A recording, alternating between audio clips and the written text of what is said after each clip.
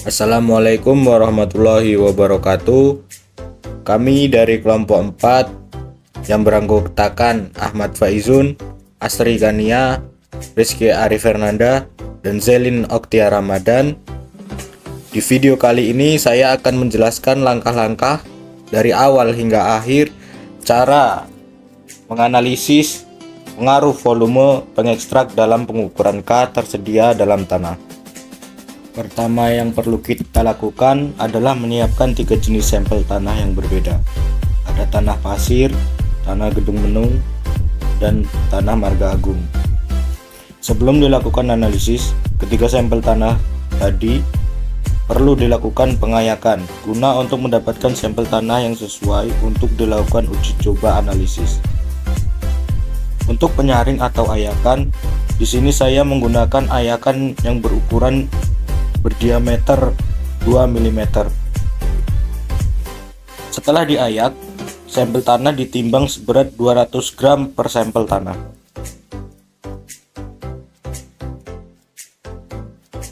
Masuk ke tahap penganalisisan. Sebelum melakukan analisis, kita harus menyiapkan alat dan bahan. Sebelum melakukan analisis juga, kita perlu menyiapkan larutan pengekstrak untuk menganalisis pengaruh volume terhadap ketersediaan K di dalam tanah.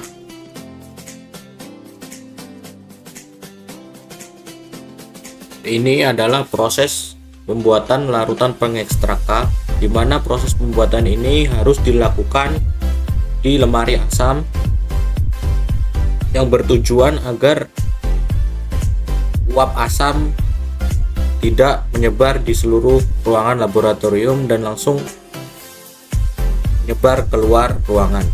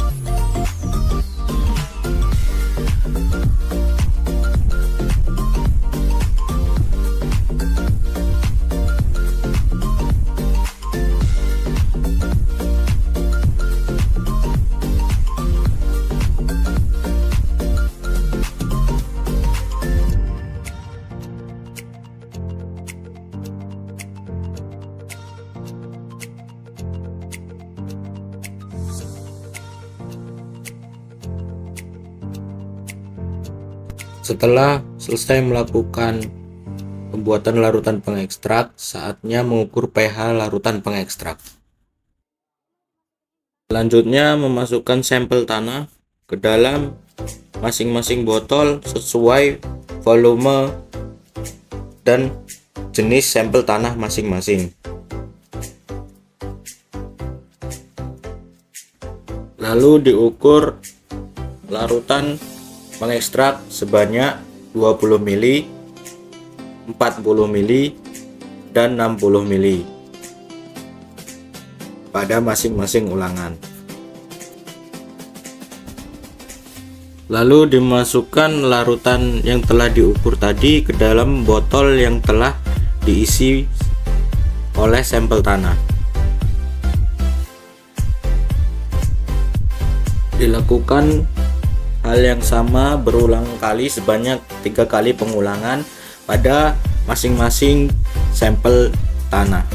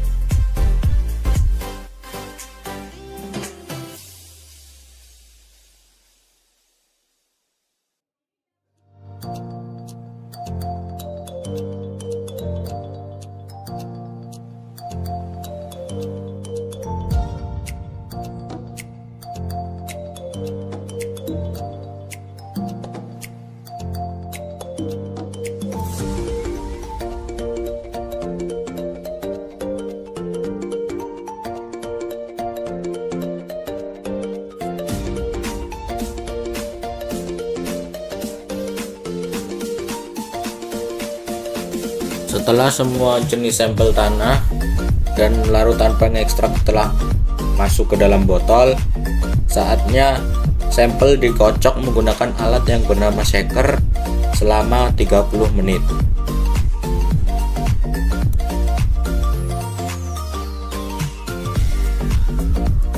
Setelah sampel tanah dan larutan pengekstrak di shaker atau dikocok, saatnya sampel tanah disaring menggunakan saringan yang telah disediakan.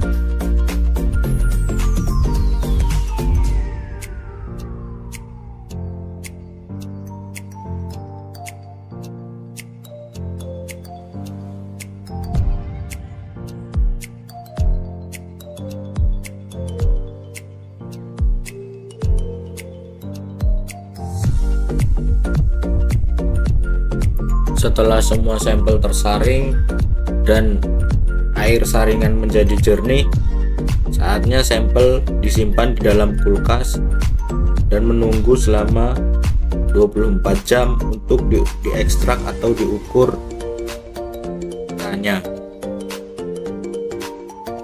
Setelah 24 jam atau lebih, sampel diambil lalu dikumpulkan dan saatnya dilakukan pengukuran K.